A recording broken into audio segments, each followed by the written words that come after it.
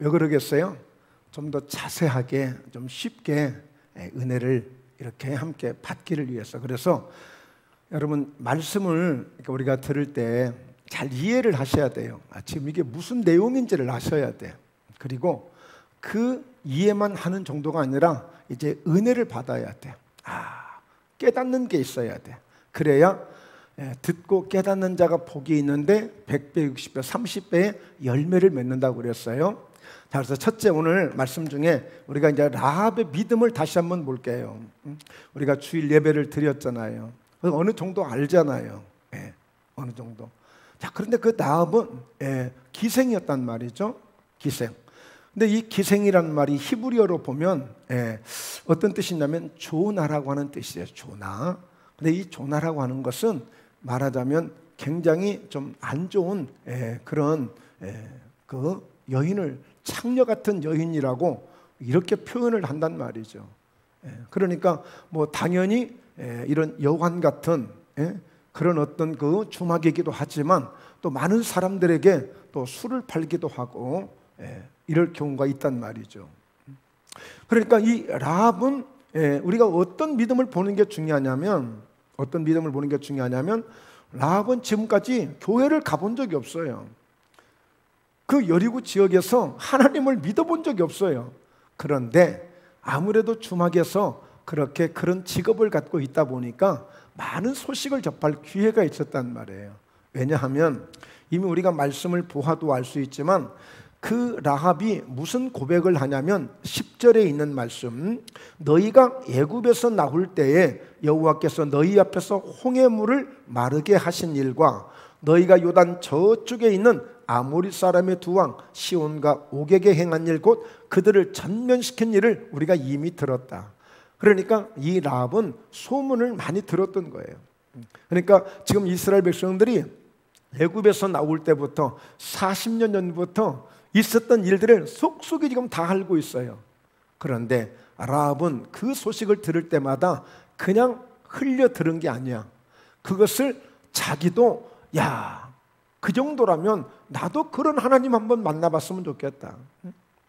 나도 그런 하나님 믿어봤으면 좋겠다. 나도 그런 하나님의 복을 받았으면 좋겠다. 그런 믿음이 들어오기 시작한 거예요. 믿음이. 그리고 이렇게 보니까 언젠가는 그 이스라엘 백성들이 보니까 이구동성으로 가나안 땅을 오는 게 꿈이라는 거예요. 목적이라는 거예요. 그러니까 여리고 사람으로서는 굉장히 불안하고 기분 나쁜 일이고 자존심 상할 일이잖아요.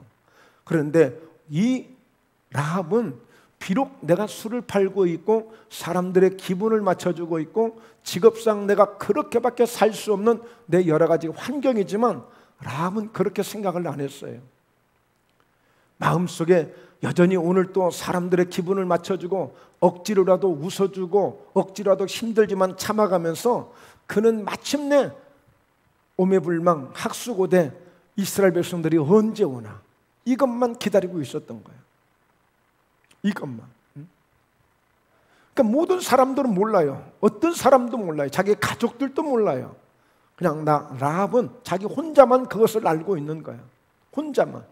누구한테 말한들 이해도 안 되는 일이고 누구한테 말해봐야 괜히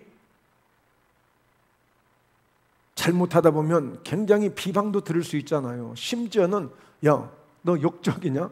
응? 아니 우리가 이 땅에서 지금 이렇게 우리가 400년을 넘게 우리가 지금 다 우리 땅처럼 좀 살고 있고 응? 이렇게 지금까지 이렇게 살아왔는데 조상들도 그렇고 그런데 뭘 이스라엘 백성들이 우리를 정복하고 오도록 해? 말도 안 되는 소리 하지 마. 괜히 소문나면 매장될 수도 있는 거예요. 혼자만 알고 있는 거야. 혼자만. 여러분 우리도 그럴 수 있어요. 사람들이 아이고 내가 지금 요즘에 웃는 게 아니야. 나 지금 자는 게 아니고 아무도 지금 내 속을 몰라. 그런 경우들이 있잖아요.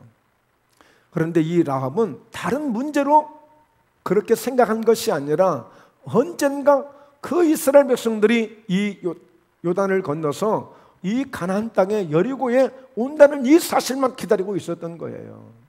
그러다 보니까 기회가 딱 온 거야. 정탐꾼이 오니까 두 말 할 것도 없이 물어볼 것도 없이 바로 그냥 갖다 숨겨주잖아요. 뭐 고민해보고 마치 기다렸다는 듯이. 여러분, 우리가 지금 예수님이 언제 오신다고 하잖아요. 예수님이 다시 오실 거라고 하잖아요. 그럼 우리는 너무나 막연하게 그냥 그런 생각을, 기대를 가지고 있는지 몰라요. 그러나 그 예수님은 분명히 도둑같이 오신다고 그랬어요. 그 얘기는 뭐예요? 어느 순간에 갑자기 오실 수 있다는 거예요. 오늘 저녁이 될지 내일 아침이 될지. 그래서 지혜로운 처녀 5명, 미련한 처녀 5명. 무슨 차이였어요? 지혜로운 처녀는 반드시 신랑이 온다고 기름을 준비하고 있는 거예요. 즉 다시 말해서 믿음으로 충만, 성령으로 충만, 늘 그런 믿음을 가지고 기다리고 있었던 거예요. 미련한 처녀는 누구예요? 아이고 오기는 뭐 오겠어 하는 얘기지 뭐. 아무것도 준비하지 않고 야야야 헛소리 하지 마, 그냥 얼른 밥이나 먹어, 자 일단 그냥 한잔하고 놀아. 이게 미련한 처녀였어요. 그런데 성경은 그런 비유를 많이 보여주셨습니다.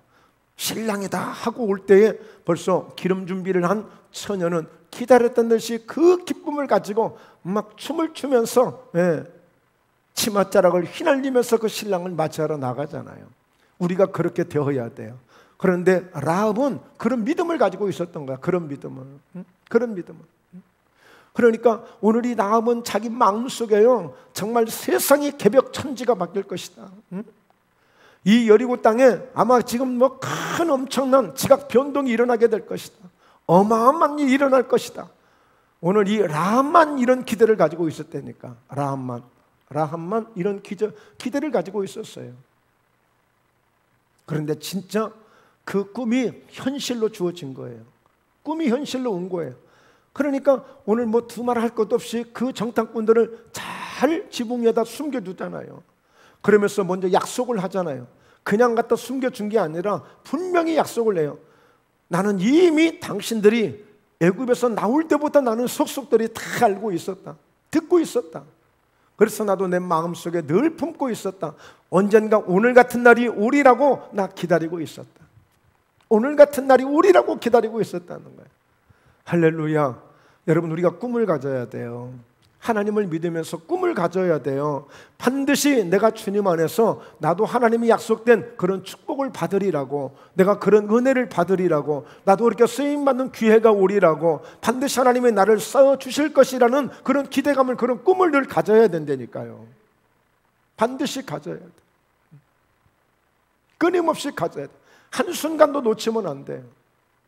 그러니까 오늘 똑같이 우리가 살고 있지만 라합이라는 사람은 그 속에 어마어마한 이런 하나님을 향한 꿈을 갖고 살았던 거예요.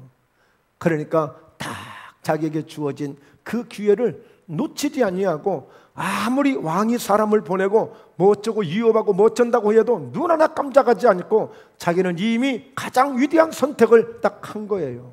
그래서 그 정탐꾼들을 지붕에다가 숨겨두고, 그리고 바로 가서 그들을 가게끔 만들고, 그런 약속을 서로 주고받고 하잖아요. 약속을 주고받고 했단 말이에요. 그래서 이어서 이제 오늘 이 말씀도 결국에 보면 우리가 이 라합의 믿음을 보는 것은 바로 그거예요. 라합이 그들을 창문에서 줄로 달아내고, 그러니까 이제 그 정탐꾼이 들어왔다는데, 그러면서 왕이 사람을 보내가지고 찾으러 왔는데, 아니야 우리 집에서 나갔어, 빨리 그 사람 혹시 갈지 모르니까 빨리 한번 따라가봐. 저 선창 쪽으로 갔으니까 빨리 따라가봐. 그러니까 막 불이 났게 가잖아요. 그 사이에 이제 그 사람들이 완전히 간 것을 확인하고 창문에서 줄을 달아가지고 그 사람들을 내려주는 거예요. 왜냐하면 성문은 사람들이 지키고 있잖아요. 지금 정탐꾼이 들어왔다고 하기 때문에 이미 왕이 명령을 내서 군인들이 지금 쫙 퍼져 있어요. 그러니까 어디 지금 나갈 수가 없어. 밖에 나갈 수가 없어.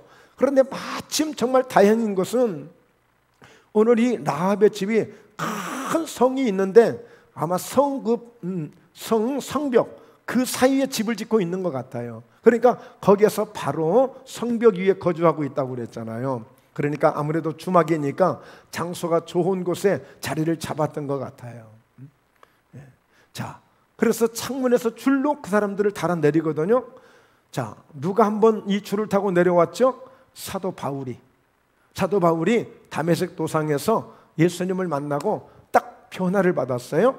그리고는 막 갑자기 예수님을 믿으라고. 아니, 예수 믿는 사람을 잡으러 간 사람이 확 변해가지고 그 잠깐 사이에 이제 예수 믿으라고 전도를 하니까 그 유대인들이 막 화가 나고 막 이를 갈면서 저런 놈 죽여버려야지, 그냥 놔두면 안 된다고 그러니까 아무래도 위험하잖아요. 그래서 밤중에 강줄에다가 줄을 달아서 사도 바울을 그리 내려보내가지고 저 어디로? 예루살렘으로 가게 만들잖아요. 피하게 만들잖아요. 자, 그런 이런 일이 벌어진 거예요. 16절, 라합이 그들에게 이르되 두렵건대 뒤쫓는 사람들이 너희와 마주칠까 하노니 너희는 산으로 가라. 그리고 거기서 사흘 동안 숨어 있다가 짓쫓는 자들이 돌아간 후에 너희의 길을 갈지니라. 그래서 사흘 동안을 산에서 머물다가 결국에 요단을 건너서 여호수아에게 가서 보고를 쫙 합니다. 이렇게 저희들이 있더니, 자, 오늘 그 여리고 사람들이 이미 간담이 다 녹아버리고 정신을 잃어버리고 우리가 온다는, 이스라엘 백성들이 들어온다는 이 소식에 여리고 사람들이 이미 다 마음이 다 정복돼 버렸습니다. 그런 정보를 이제 다 알려주죠. 그러면서 우리를 잘 보살펴준 한 여인이 있습니다. 그는 기생이었지만 우리를 정말 이렇게 언약을 하고 서약을 하고 우리를 잘 지켜줌으로 우리가 안전하게 있다가 왔으니 여호수아 대장님, 오늘 가나안 땅에 들어가거든, 여리고성을 정복하거든 반드시 그 가정을 지켜줘야 됩니다. 하나님 앞에 맹세를 하고 왔습니다. 그러니까 여호수아가 그렇게 하겠다고 약속을 하게 됐죠. 자, 이렇게 해서 우리가 그런 라합의 믿음을 우리 잠시 한번 이렇게 돌아봤어요. 성도 여러분, 우리 똑같이 한 교회를 다니고 있고 또 우리가 하나님을 섬기고 있잖아요. 우리뿐이 아니라 하나님을 섬기는 사람들이 얼마나 많아요. 그러나 우리는 그냥 그 하나님을 믿는 그냥 순수한 믿음으로 가고 있지만 그 속에서도 꿈이 다를 수 있어요. 그 속에서도 그냥 우리는 똑같은 한 장소에서 같은 은혜를 받지만 그러나 하나님을 생각하는 마음이 다 다를 수가 있단 말이에요. 그렇다면 우리도 분명한 그런 꿈을 가져야 돼. 기대감을 가져야 돼. 기대감을. 누가복음 2장에 보니까 시므온이란 사람이 있는데 그는 기도하다가 성령이 깨닫게 해주셔서 네가 죽기 전에 반드시 너는 메시아를, 그리스도를 보게 될 것이다. 근데 그때가 10년 전인지 50년 전인지 할 수는 없어요. 그러나 분명히 기도하다가 그 응답을 받았어요. 그러니까 이 시몬이란 사람이 늘 성전에서 머무는 거야. 성전에서 늘 성전 주변에서 성전 가운데서 머무는 거야. 그러면서 결국에 성령이 감동을 주시는 거예요. 오늘 성전에 가봐라. 그래서 성령의 감동을 주셔서 성전에 딱 갔더니 예수 그리스도 아기 예수가 성전에 와 계시는 거야. 그래서 그 아기 예수를 안고 하나님을 막 찬양하면서 이제는 내 생명을 놓아주셔도 됩니다. 이제는 죽어도 여한이 없습니다. 내가 영광을 보게 됐습니다 하면서 찬송하는 것을 보게 돼요. 여러분, 하나님이 그런 꿈을 주십니다. 그런 꿈을 주시거든요. 그러니까 정말 유별나다고 할 수도 있겠지만 그런 하나님에 대한, 예수님에 대한 이런 사모함이 있고 간절함이 있고 정말 뭔가 응답을 받고자 하는 이런 믿음을 가져야 됩니다. 하나님 은혜 주시면 받고 안 주면 말고 이게 아니라 기도를 해도 확신 있게 반드시 하나님이 응답을 주시리라. 할렐루야. 목포에 담게 하나님이 반드시 축복합니다. 반드시 축복합니다. 어떤 방법으로 축복하실지 그것은 정확하게 알 수 없지만 하나님은 반드시 목포에 담게를 축복하실 것입니다. 누군가 여러분의 한 사람을 통해서 역사하실지, 저를 통해서 역사하실지, 어떤 환경을 통해서 예부에서 갑자기 어떤 역사가 일어날지 알 수 없지만 하나님은 반드시 축복하신다는 이 믿음을 가지고 날마다 달려가고 있습니다. 할렐루야. 여러분 자녀를 통해서도 항상 꿈을 가지셔야 돼. 우리 자녀들이 지금 볼 때는 딱 이 정도로만 내가 보고 있는 눈이 잊어지만 하나님이 보실 때는 어떻게 보실까? 하나님의 그를 향하신 뜻은 어디에 있을까? 뭔가 여러분 계속 꿈을 심어주고 할 수 있는 믿음을 주시면서 절대 낙심하지 마시고 오늘 반드시 하나님이 꿈꾸고 기대하고 믿음으로 기대하는 자에게 반드시 하나님 역사해 주실 줄로 믿습니다. 오늘 이 라합이 여러분 기생임에도 불구하고 전혀 교회 한번 가본 적이 없는 사람임에도 불구하고 그냥 들려오는 소문만 듣고도 그런 믿음을 가졌다면, 우리는 날마다 주의 성전을 가까이 하면서 우리에게 이런 믿음이 없다면 이것은 정말 안타까운 일이에요. 저부터도 마찬가지고요. 정말 우리가 더 충만한 믿음을 가져야 될 줄로 믿습니다. 할렐루야. 네, 두 번째 보면요, 이제 그 정탐꾼들이 가면서 이 이야기를 하는 거예요. 그래, 이제 우리가 약속을 나도 반드시 지킬 테니까 창문에다가 붉은 줄을 달아 내려놔라. 그러면 우리가 와서 또 우리 여호수아 대장이 와서 딱 볼 때 바로 그 집이라는 것을 딱 알 수 있기 때문에 바로 그 표시로 붉은 줄을 달아 내리라는 거예요. 붉은 줄을 달아 내리라. 자, 오늘은 그래서요, 오늘 이 붉은 줄이라는 이 의미를 오늘 오늘 은혜를 받으시고 오늘 깨닫고 또 그리고 그런 깊은 하나님의 섭리를 우리가 함께 받을 수 있는 시간 되기를 주의 이름으로 축원합니다. 할렐루야. 네, 자, 한번 보세요. 저렇게 성곽이 쫙 있단 말이에요. 성벽이 우리께 이게 좋은 상태는 아니기 때문에 자세하지는 않을 수 있는데, 보니까 그 창문 틈으로 붉은 줄이 이렇게 달려 있잖아요. 예를 들자면 그렇게 붉은 줄을 달아 내리라는 거예요. 그러면 저기가 기생 라합의 집이라는 것을 여호수아의 군대가 그것을 보고 여호수아가 이제 지시를 해요. 지시를 하거든요. 그래서 우리 말씀을 한번 보겠습니다. 자, 그 사람들이 그에게 이르되 네가 우리에게 서약하게 한 이 맹세에 대하여 우리가 허물이 없게 하려니. 그 사람들이 누구예요? 정탐꾼이에요, 두 사람. 그리고 네가 바로 이 라합이 우리에게 서약하게 한 이 맹세에 대하여 우리가 허물이 없게 하려니 어떤 일에도 실수하지 않고 문제 생기지 않고 반드시 정당하게 이루게 할 테니까 18절에 우리가 이 땅에 들어올 때에 우리를 달아내린 이 창문에다가 이 붉은 줄을 메고 네 부모와 형제와 네 아버지의 가족을 다 내 집에 모으라. 다 내 집에 모으라. 자, 그러면서 19절에 누구든지 네 집 문을 나가서 거리로 가면 그의 피가 그의 머리로 돌아갈 것이요 우리는 허물이 없으리라. 그러나 누구든지 너와 함께 있는 자에게 손을 대면 그의 피는 우리의 머리로 돌아오려니와. 이해가 되시죠? 그 붉은 줄을 달아내리고 그 집은 반드시 오늘 여호수아의 군대와 이스라엘 사람들이 와서 지켜줄 테니까 절대 밖으로 나가는 것은 그의 피가 그의 머리로 돌아갈 것이고, 그는 그가 잘못해서 자기가 죽게 될 것이고, 그러나 반드시 오늘 너희 집안에 이 줄을 내린 이 집안에 있는 자는 반드시 어떤 허물도 없을 것이다. 어떤 허물도 없을 것이다. 그래서 오늘 우리는 이 붉은 줄이 어떤 의미이냐, 예수님의 보혈이, 십자가의 예수의 보혈이 얼마나 귀한 것이고 소중하고 위대하고 대단한가를 깨닫는 은혜가 있어야 될 줄로 믿습니다. 여러분, 구약시대입니다. 구약시대 그 기생의 집에서, 그리고 여리고, 세상적인 저 여리고에서 어떻게 이런 일이 일어날 수 있겠습니까? 이게 하나님의 섭리고 하나님의 역사고 하나님의 은혜라는 사실이에요. 그래서 여러분, 예수의 피는 오늘 말씀하잖아요. 너와 함께 집에 있는 자에게 손을 대면 그의 피는 우리의 머리로 돌아간다고 그랬는데, 자 보면 네 부모와 형제와 네 아버지와 가족을 다 내 집에 모으라. 자, 그러면서 그 집문을 집에 들어오면 누구든지 다 너와 함께 있는 자는, 그리고 만약에 누가 너희 함께 있는 자에게 손을 대면 그의 피는 우리의 머리로 돌아올 것이다. 만약에라도 누가 실수해서라도 너희 집에 있는 사람 한 사람이라도 건드리면 그 피가 우리에게 돌아올 것이다. 정탐꾼이 그렇게 장담을 해요. 그러니까 최고의 안전하게 지켜줄 것을 약속을 주고 있는 거예요. 이제 이 정탐꾼들이 지금 가거든요. 그러면서 이런 약속을 지금 하고 가는 거예요. 그러니까 다른 것 걱정하지 말고 붉은 줄만 내려놓으라는 거예요.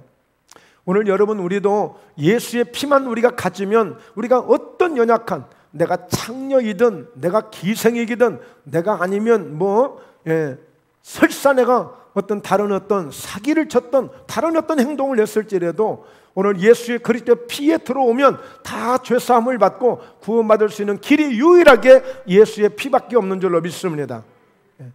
그것을 의미하는 거예요. 그것을. 여러분, 그래서 이 사건은 이미 출애굽기 12장에서 보여주신 거죠. 자, 여호수아 6장 16절에 보면 7번째 제사장들이 나팔을 불 때에 여호수아가 백성에게 이르되 외치라. 이제 이거는 여호수아가 지금 들어온 거예요. 이제 요단을 건너서 들어오고 그리고 지금 6장으로 넘어왔잖아요. 2장에서 그 사이에 지금 6장에 하루에 한 바퀴씩 군사들이 돌고 7째 날 7바퀴를 돌고 마지막 길게 나팔을 불 때에 이 성벽이 외치면 성벽이 무너진다고 했어요. 자, 그래서 7번째 제사장들이 나팔을 부는데 여호수아가 백성에 이를 때 외치라 하는 거예요. 그래서 여호와께서 너희에게 이 성을 주셨느니라. 이 성을 주셨느니라. 하나님이 이 성을 주셨다는 거예요. 그런데 참고로 여리고성은 우리가 생각할 때 그냥 일반 벽돌로 쌓은 그런 성이 아니에요. 혹시 중국에 가셔서 만리장성을 한번 보신 적이 있나요? 그 성벽을 보면 우리 여기 교회 끝에서 저 교회 끝만큼 그 정도로 담이 두꺼워요. 만리장성이란 담이 그렇게 두꺼워요. 그러니까 무너지지 않죠. 그러니까 이 여리고성도 겹성이라고 그래요. 겹성. 그냥 호스로 해놓은 성이 아니라 겹으로, 그러니까 아주 얼마나 튼튼하고 견고한지 쉽게 넘어질 수 없는 성이에요.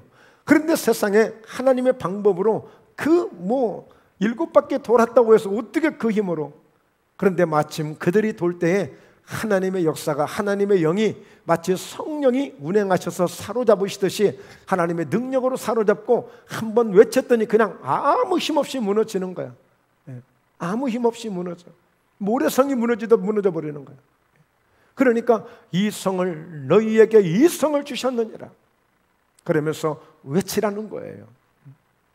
자, 17절 이 성과 그 가운데 있는 모든 것은 여호와께 온전히 바치되 기생 라합과 그 집에 동거하는 자는 모두 살려주라. 이는 우리가 보낸 사자들을 그가 숨겨주었습니다. 이것은 지금 여호수아가 좀 선포하는 거예요. 기생 라합은 그 집에 동거하는 모든 자를 살려주라. 그래서 여러분,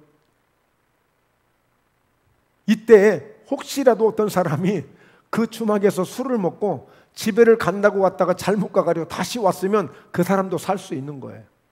일단 그 붉은 줄이 있는 라합의 집에만 들어와 있으면 다 살게 되는 거예요. 이게 주님의 은혜고 하나님의 은혜인 줄 믿습니다. 우리가 착해서 우리가 구원받는 게 아니에요. 원래 우리는 죄가 하나도 없어서 구원받는 게 아니에요. 이미 허물과 죄로 죽었던 너희를 살리심으로 하나님이 긍휼에 풍성하신 예수 그리스도, 바로 그분의 십자가를 통해 흘리신 그 피로 우리가 죄사함을 받고 구원함을 받고 하나님의 자녀가 되는 권세를 얻고 우리가 천국에 갈 수 있는 믿음을 얻고 영생 복 나가는 약속을 우리가 받고 있는 것입니다. 지금 받고 있는 거예요. 그러니까 잘난 사람도 들어와도 살고, 못난 사람이 들어와도 살고, 가난한 사람이 들어와도 살고, 몸이 약한 사람이 들어와도 살고, 오늘 이 라합의 집에만 들어오면 사는 거야. 마치 노아가 방주를 지었는데 누구든지 방주 안에 들어오면 사는 거예요. 사람들이 들어오지 못해서 못 산 거야. 믿음을 갖지 못해서 그 방주에 들어오지 못해서 못 산 거예요. 다 살 수 있는 기회가 있는 거예요. 하나님이 이렇게 기회를 주신 거야. 이 어느 인간도 변명할 수가 없는 거예요. 변명할 여지가 없는 거예요. 다 기회를 주셨는데 그 기회를 잡지 못한 거야. 자, 그래서 보니까요, 여호수아 6장 20절에 자, 이에 백성은 외치고 제사장들은 나팔을 불매 백성이 나팔소리를 들을 때 크게 소리질러 외치니 성벽이 무너져 내린지라.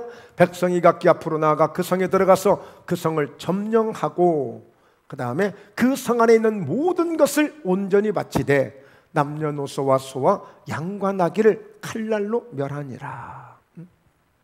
예를 들어서 그 성 안에 무슨 금이 있든지 은이 있든지 어떤 좋은 기구가 있든지 이런 것들은 다 말하자면 따로 별도의 창고에 보관을 하게끔 해요. 그 대신 사람들은 남녀노소와 소와 양과 나귀를 다, 그러니까 생명이 있는 것은 다 죽였어요. 생명이 있는 것은 다 죽였어요. 생명이 없는 그런 비물질만 따로 보관하도록 한 거예요. 그러니까 여러분, 여리고 사람들이 꼭 잘못했나요? 여러분, 하나님은요, 하나님의 백성을 우선시하는 거예요. 하나님의 사람들을 우선시하신다고요.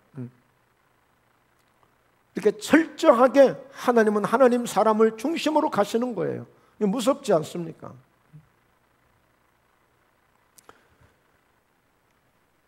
히브리서 9장 22절에 율법을 따라 거의 모든 물건이 피로써 정결하게 되나니 피 흘림이 없은즉 사함이 없느니라. 그러니까 구약시대 때 여러분 어떤 절기가 오면 그 대제사장들과 제사장들이 제사를 드릴 때, 예배를 드릴 때 먼저 그 기름을 준비해서 그 성막 안에 있는, 성전 안에 있는 모든 성물들을 다 그 기름을 바르잖아요. 왜요? 거룩하게 구별하는 것을 의미하는 거예요. 거룩하게.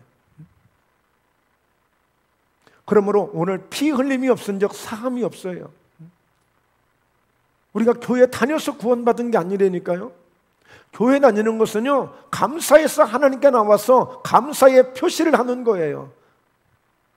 구원받게 된 것은 예수님을 믿고 믿음으로 말미암아 우리가 구원을 받는데, 그 믿음이 뭐냐?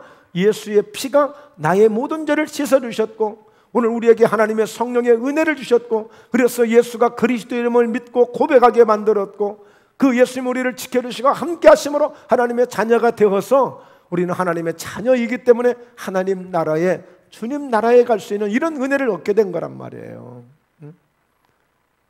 여러분, 이번 예리고 기도회 동안에 예수님의 것을 가지고 너희에게 알리겠습니다. 누가요? 진리의 성령이 오셔서, 진리의 성령이 오셔서 예수님의 것을 가지고 예수님의 영광을 많이 나타내 주신 거예요. 그러면서 그 예수님의 영광 속에 그 사도행전의 역사가 일어나고 수많은 기적들이 일어나고 예수님의 영광 속에 물이 변하여 포도주가 되어지고 그런 일들이 있단 말이에요. 그래서 이번 기도회는 아주 딱 핵심적인 부분, 저는 모르겠어요. 다른 분들은 모르겠어요. 그러나 저는 그래요. 바로 이런 예수님의 피에 대한 분명한 믿음, 성령에 대한 분명한 믿음, 예수 그리스도가 말씀 되심으로 그 말씀에 대한 분명한 믿음, 예수 때 이름만이 오직 우리의 모든 것을 구원할 수 있기 때문에 예수 이름에 대한 그 믿음, 이런 부분들 아주 기본적으로 이것이 복음의 핵심이라는 거죠. 이게 복음의 핵심이에요. 예수 이름을 전할 때 역사가 있고, 예수님의 말씀을 전할 때 역사가 있고, 예수님의 피를 뿌리고 전할 때 역사가 있고, 성령의 역사를 나타낼 때 그런 역사들이 있고, 이런 가장 핵심적인 것, 기본적인 것, 이번 한 주간 지금 이렇게 우리가 지금 돌아오고 있는 거예요. 자, 그래서 출애굽기 12장 12절에 바로 유월절 어린 양이란 말씀을 많이 들어보셨잖아요. 내가 그 밤에 애굽 땅에 두루 다니며 사람이나 짐승을 막론하고 애굽 땅에 있는 모든 처음 난 것을 다 치고 애굽의 모든 신을 내가 심판하리라. 나는 여호와라. 왜 모세를 통해서 이스라엘 백성들을 분명히 이제 우리 광야로 보내달라, 사흘길이 되는 길에서 희생 예배를 좀 드리게끔 해라, 우리 이제 하나님의 나라로 우리 좀 가게 좀 하자, 우리 이제 좀 내보내 달라고 하는데 안 내보내 주는 거야. 애굽의 바로 왕이 괜히 쓸데없는 소리 하지 말고 그러면서 막 또 이스라엘 백성들만 더 괴롭히는 거예요. 그러니까 결국에 하나님이 안 되니까 모세를 통하여서 10가지의 재앙을 일으키는 거예요. 10가지의 재앙. 그러니까 애굽에 막 그런 재앙이 막 떨어지는 거예요. 심지어는 코로나 같은 그런 막 악질도 생기고, 그런 막 괴질, 그런 질병도 생기고, 막 메뚜기 떼가 막 파리 떼가 이 떼가, 그리고 막 흑암에 막 장막이 오고, 막 그냥 온 물이 피바다가 되고, 막 개구리가 개굴개굴 막 온 집안에 막 들어오고, 이런 재앙을 막 계속 일으키는데도 바로 왕이 들을 것 같다가 다시 포기하고 말을 안 듣는 거야. 그러니까 마지막 10번째 재앙, 이제는 애굽 안에 있는 왕으로부터 모든 사람들의 장자, 첫 아들, 그리고 짐승의 첫 새끼 다 죽이겠다는 거예요. 근데 단지 이스라엘 백성들에게는 어떤 기회를 주셨어요? 어린 양을 잡아가지고 거기에서 나오는 피를 가지고 문설주 인방에다가 발라놓으라는 거예요. 그날 밤에, 유월절 그날 밤에 피를 문설주 인방에다가 피를 쫙 발라놓으라는 거예요. 오메 징그러운 거, 어이구 무서워. 여러분 그럴 수 있지 않겠어요?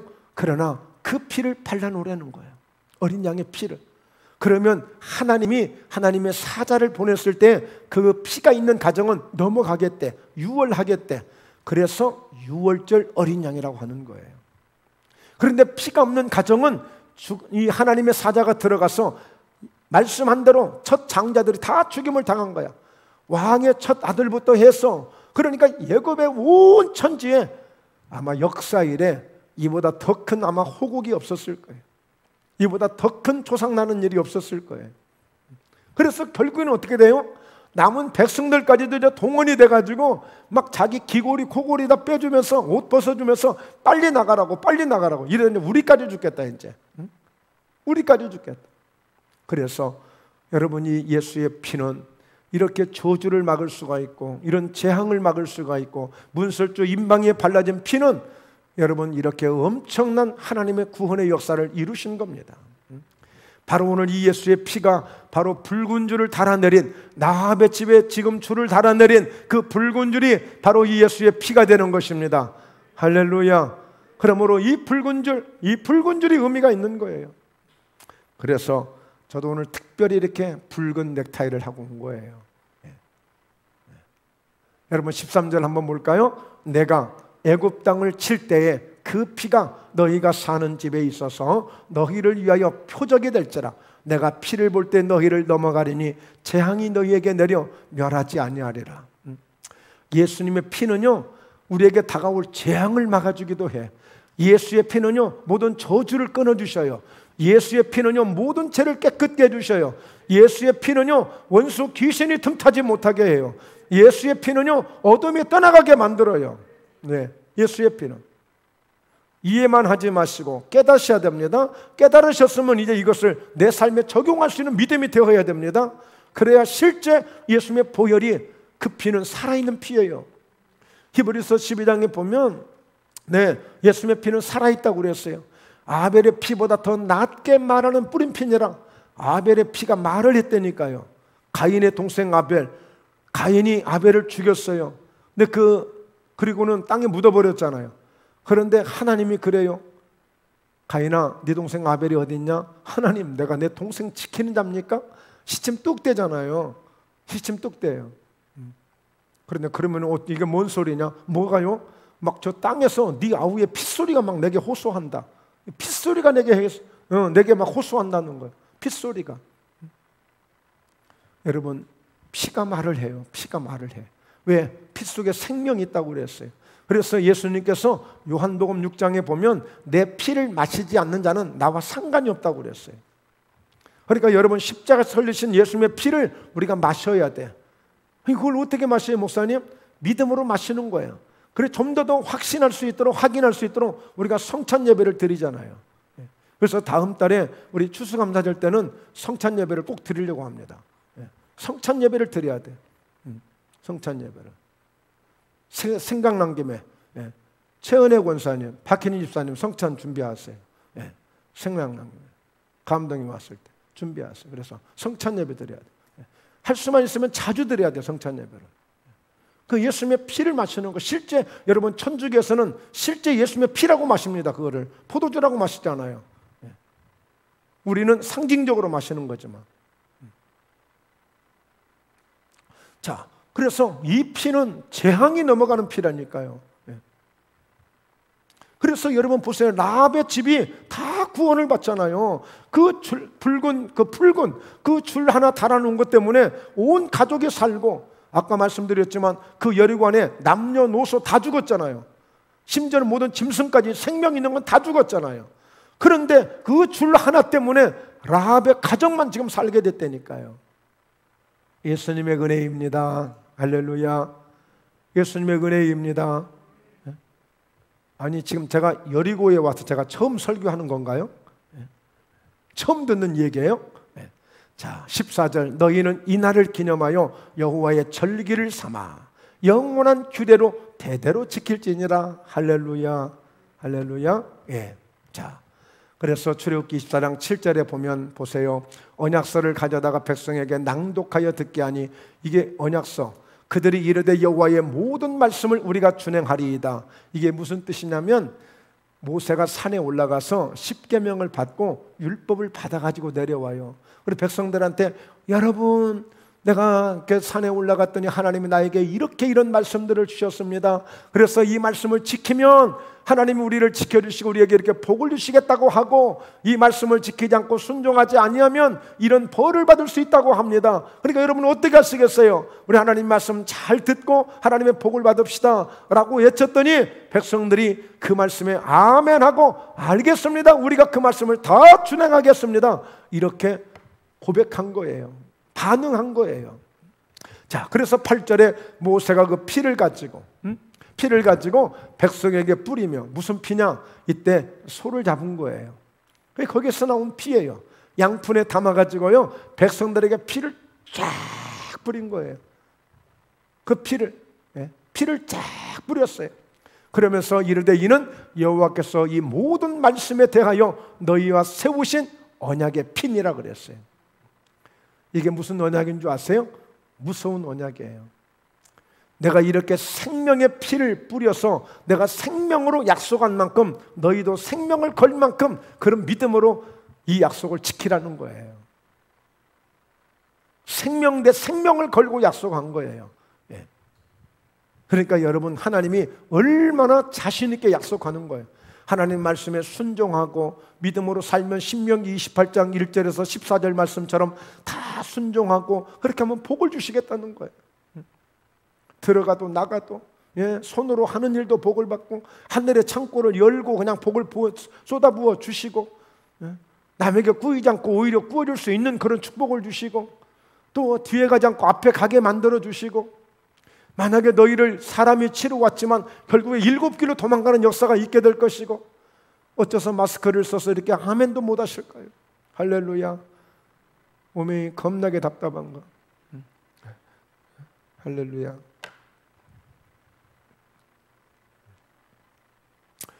누가복음 22장 19절, 또 떡을 가져 감사기도 하시고, 지금 예수님이 마지막 만찬 성찬식 하시는 그 과정이에요.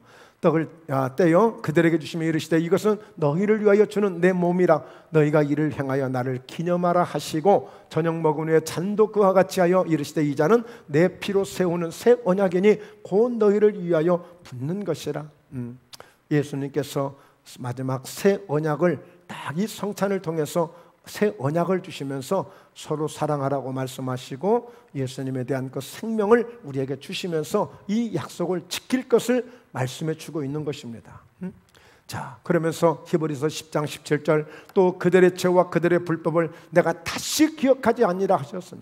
그러니까 여러분, 예수 그리스도 피에 들어오면 이제 지난 날들의 그 어떤 죄도 다 하나님은 다시 기억하지 않겠다는 거예요. 저는요, 여러분, 한번 제가 질문할게요. 장로님, 하나님이 무서워요? 사람이 무서워요? 하나님이 더 무서워요? 네. 저는 하나님보다 사람이 더 무섭던데. 하나님은 어떤 불법도 죄도 다시는 기억하지 않는다고 하시는데 사람은 안 잊어버려요. 10년 전, 20년, 30년 것도 다시 꺼내요. 사람이 무섭다니까. 예배 드릴 땐 다 용서하는데 밖에 나가면 용서 안 해요. 적어놨어요. 벽장 밑에다가. 누가 가져갈까 봐서 벽장 밑에다 넣어놨어요. 사람들이 무서워요. 사람들이 안 잊어버려.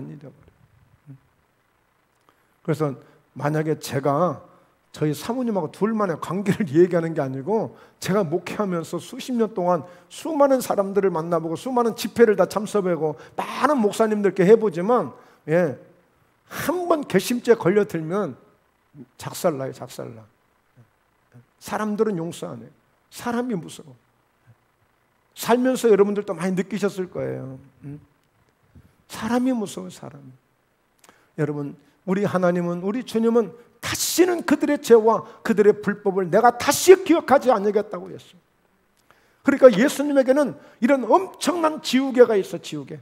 예수님은 한 번 싹 지우시는 거예요. 우리가 예수의 피를 의지하고 우리의 죄들을 다 고백하고 자백하면 예수님의 지우개가 싹 지워진 다음에 아무리 찾을래도 없대. 예수님 저 10년 전에 무슨 죄저는, 아니 난 기억이 안 난다. 기억이 안 나. 기억할 수가 없어. 다 지워버리니까. 여러분, 주님이 이런 분이세요. 그래서 우리는 정말 지난 날들을 소환시키면 안 돼. 막 TV에서 어떤 막 사건이 터지고 뭐하고 그러면 막 그냥 뭐 수사관들이 찾아가고 뭐하고 막 들춰내고 뭐하고 막 그러잖아요. 하나님 은혜 안에서 우리는 정말 생각해 보세요. 오늘 라합은 기생입니다. 정말 보잘것없는 사람이에요. 그런데요, 멋진 역사가 일어납니다. 이제 여러분, 붉은 줄을 의지하라는 거예요. 붉은 줄을, 즉 다시 말해서 십자가를 의지하라는 거예요. 예수님의 피를 의지하라는 거예요. 왜 그럴까요? 왜 그럴까요? 자, 말씀을 한번 보죠. 여호수아 6장 22절인데요. 여호수아가 그 땅을 정탐한 두 사람에게 이르되, 오늘 그 기생의 집에 들어가서 너희가 여인에게 맹세한 대로 그와 그에 속한 모든 것을 이끌어내라 하며, 이때는 언제냐면 말하자면 이제 여리고성이 무너졌어요. 이제 정복을 했어요. 정복을 했어요. 그리고 뭐 정복하겠다고 그러고 살려주시겠다고 그런 약속을 했어요. 그런데 여호수아가 기생 나합을 나합이라고 말하지 아니하고 그 기생의 집에 들어가라는 거예요. 그러니까 여러분, 기생 나합은요, 붉은 줄을 내려놓고 하란 대로 지금 다 하고 이제는 지켜주겠다고 약속도 하고, 그래서 이제는 정말 기쁜 마음으로 감사한 마음으로 기다리고 있는데, 세상에 딱 와서 하는 얘기가, 야, 저 기생의 집에 들어가서 저 사람들 다 이끌어내. 일단 다 이끌어내. 와, 그럴 때는 전혀 살려주려고 하는 것 같지가 않았어요. 여러분, 기생이란 말이 말씀드렸잖아요. 조나라고 하는 그런 히브리어 원어는 조나라고 하는 뜻이 있어요. 그러니까 사람들은요, 늘 이 라합을 부를 때 라합이라고 부르지 않아요. 그냥 조나야 이렇게 부르. 기생아 이렇게. 그러니까 여러분, 우리가 십자가를 의지하냐면 금세 우리 상처받고 시험 들고 넘어진다니까요. 아니, 조금 전까지만 해도 막 그 너희 집안에 들어오기만 하면 내가 다 지켜주고 보호해주고, 절대 누가 만약에 손대면 그 사람에게 피가 돌아갈 것이고 막 이렇게 했는데, 근데 딱 이렇게 오더니 기생의 집에 들어가서 그렇게 얘기하는 거예요. 아니, 좀 이름 좀 불러주면 안 됩니까? 아니, 아까 예수님은 한번 우리가 죄를 고백하고 자백하면 다시는 기억지 않는다면서. 그래서 여러분, 우리가 예수 믿으면서요, 정말 십자가를 의지하지 아니하면, 주님의 은혜를 의지하지 아니하면 넘어질 때가 많아요. 넘어질 수밖에 없는 환경들이 많이 와요. 그것도 먼 데 있는 사람들이 아니라니까. 가장 가까운 사람이 마음을 아프게 할 수 있고, 가장 가까운 사람이, 믿을 만한 사람이 오히려 상처를 주고 넘어뜨릴 수 있는 거예요. 십자가의 능력은, 붉은 줄은 우리를 완벽하게 우리를 지켜주시고 보호해 주시지만, 또한 우리는 그 붉은 줄을 끝까지 의지할 수 있어야 돼. 그래서 어떤 고비가 오고 어떤 상황이 오더라도 그것을 뛰어넘을 수 있는 믿음으로 우리가 나아갈 수 있는 거예요. 여러분, 기생 나합은 여기에서 구원받는 것으로 그치지 않습니다. 오늘 정탐꾼 중에 두 사람이 정탐꾼인데, 여러분, 절대 여호수아는 정탐꾼을 그냥 아무나 보내지 않았어요. 여호수아가 40년 전에 그 땅에서, 광야에서 이 여리고성에 정탐을 왔을 때도, 가나안 땅에 정탐을 왔을 때도 각 지파별로 최고의 대표들만 보냈어요. 최고의 대표들만. 그냥 어리버리한 사람 보낸 게 아니라니까. 그러니까 최소한도 여호수아가 이 두 사람을 여기 정탐꾼을 보낸 것은 장군들이야, 장군들. 제일 똑똑하고 제일 믿을 만한 신뢰한 사람을 보낸 거예요. 그런데요, 좀 더 자세하게 저도 찾아봐야 되겠습니다만, 물론 이런 일반적인 이런 어떤 서적들을 보면, 이때 나합이 이 정탐꾼 중에 한 사람하고 결혼을 했다는 거예요. 그 사람 이름이 살몬이에요, 살몬. 그 사람 이름이 살몬인데 그 정탐꾼하고 결혼을 하게 된다는 거예요. 그러니까 여러분, 이 정탐꾼은요, 너무너무 이 나합을 보면서 큰 감동을 받게 된 거예요. 그러니까 이 라합은 가뜩이나 그동안 기생이란 소리에 너무너무 상처를 많이 받았는데, 아니, 여호수아까지 와가지고 이름 좀 불러주면 안 돼? 다시 기생이라고 하는 거예요. 여러분, 우리도 마찬가지예요. 우리 예수 믿으면서 좀 좋은 소리 해주면 안 돼? 근데 꼭 그렇게 말해야 돼? 그럴 때 있잖아요. 그러나 어떻게 해요? 잘 우리가 그걸 소화시키고 넘어가야 돼요. 왜? 우리는 앞으로 할 일이 더 많으니까, 하나님의 더 큰 뜻이 있으니까 그걸 볼 수 있는 믿음이 있어야 된다고요. 그 믿음이. 할렐루야. 예, 그래 23절 보세요. 정탐한 젊은이들이 들어가서 라합과 그의 부모와 그 형제와 그에게 속한 모든 것을 이끌어내고 또 그의 친족도 다 이끌어내 그들을 이스라엘의 진영 밖에 두고, 그러니까 같은 진영 가운데 지켜준 게 아니라 아예 이스라엘 진영이 있는데 저 밖으로 따로 보내버렸다니까. 왜? 아직까지는 이들이 이방인들이야. 하나님의 사랑과 함께 섞일 수 있는 사람이 아니야 지금. 완전히 여러분 어떻게 왕따 되는 기분이라니까요. 완전히 따돌림 받는 그런 기분이 든다니까요. 아니 그렇게 나는 정성을 다해서 지켜주고 감싸주고 이렇게 했는데 이렇게 그냥 홀대하듯이 뭐 무슨 세상 사람 무슨 지나가는 뭐 그냥 이방인 대하듯이 이렇게 그냥 모질게 할 수 있나? 다 이끌어내다가 따로 한쪽에 따로 두는 거야. 응? 같이 좀 이렇게 얼마나 불안하고 무섭겠어. 그것도 아니야. 그러니까 여러분 이런 과정을 넘어설 수 있는 믿음이 되는 거예요. 이런 과정. 할렐루야. 예. 주보의 이름 잘못했다고 도망가는 그런 신앙 가지면 안 되고, 예. 여러분 다 이 정도는 다 통과할 수 있는 믿음이 돼야 되는 거예요. 자 24절 무리가 그 성과 그 가운데 있는 모든 것을 불로 사르고 은금과 동철기구는 여호와의 집 곳간에 두었더라. 그러니까 뭐 사거리 그냥 그 여리고성을 완전히 그냥 뭐 초토화시킨 거예요. 그 가운데서 이들만 이렇게 해줬죠. 자 25절 여호수아가 기생 라합과 그의 아버지의 가족과 그에게 속한 모든 것을 살렸으므로 그가 오늘까지 이스라엘 중에 거주하였으니 이는 여호수아가 여리고를 정탐하려고 보낸 사자들을 숨겼음이었더라. 네. 여러분 마태복음 1장 5절 6절입니다. 살모는 라합에게서 보아스를 낳고 보아스는 누색에서 오벳을 낳고 오벳은 이새를 낳고 이새는 다윗 왕을 낳으니라. 정말 기생 라합으로서 온갖 수모를 당하면서 인생을 그렇게 살았지만 그런 붉은 줄을 만나서 구원함을 받고 정말 가치 있는 인생으로 완전히 바뀐 거예요.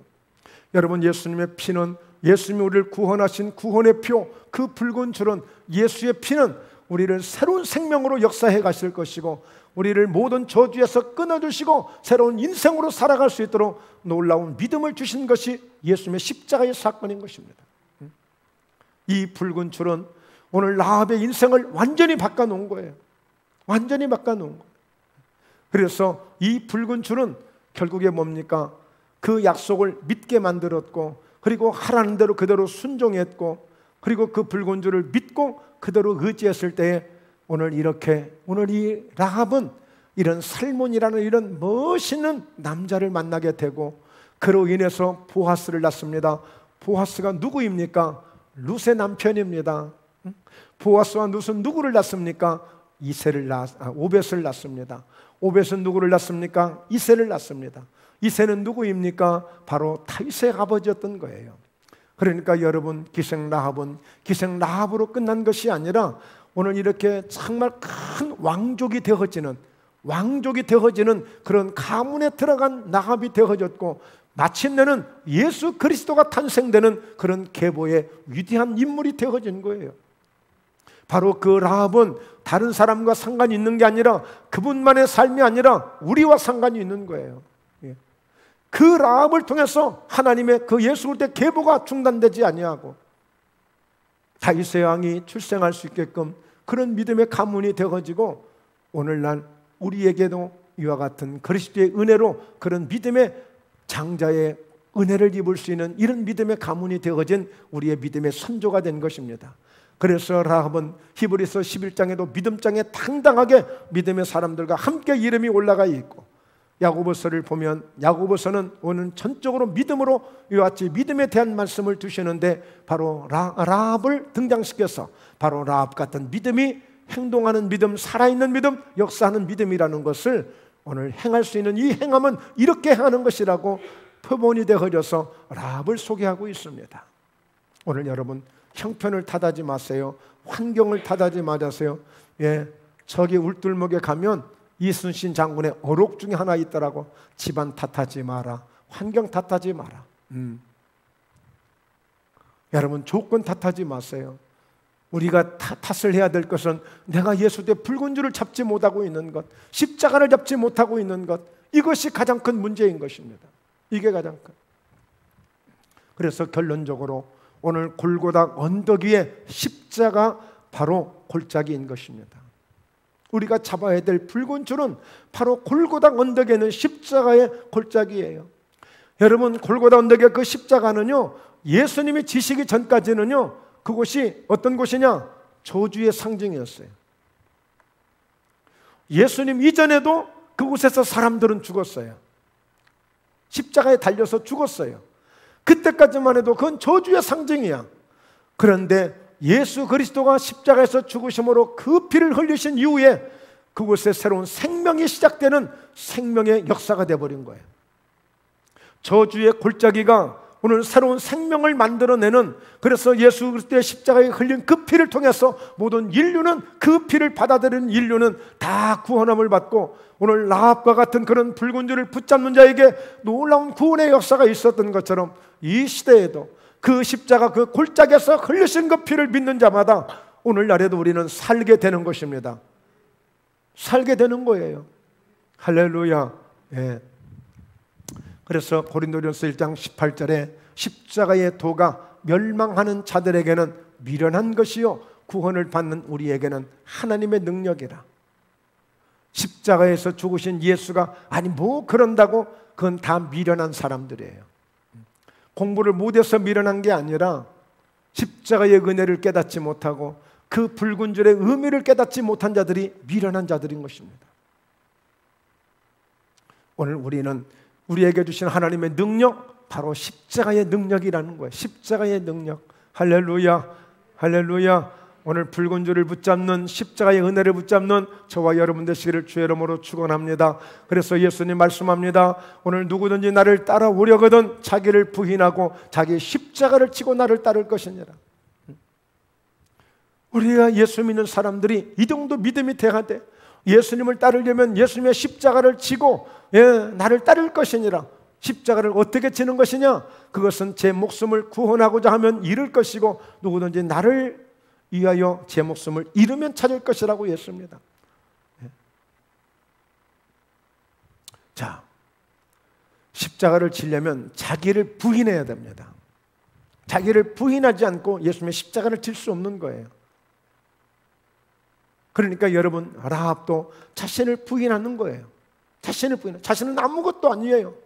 그냥 기성에 불과한 여자야. 오직 그냥 하나님의 은혜로 그냥 붉은 줄을 하나님을 통해서만 구원을 받는 그런 은혜를 입게 되는 거예요. 그래서 누구든지 제 목숨을 구원하자면 오히려 잃고, 이게 주님의 역설적인 은혜예요. 자, 26절, 사람이 온 천하를 얻고도 제 목숨을 잃으면 무엇이 유익하리요? 사람이 무엇을 주고 제 목숨을 바꾸겠느냐? 생명보다도 귀한 게 없죠. 예. 그런데 27절에 인자가 아버지의 영광으로 그 천사들과 함께 오리니 그때에 각 사람이 행한 대로 갚으리라. 할렐루야. 예. 여호수아 군대가 탁 들어왔을 때 그 라합이 행했던 모든 것을 그대로 갚아주잖아요. 이게 주님의 약속이에요. 하나님의 약속이에요.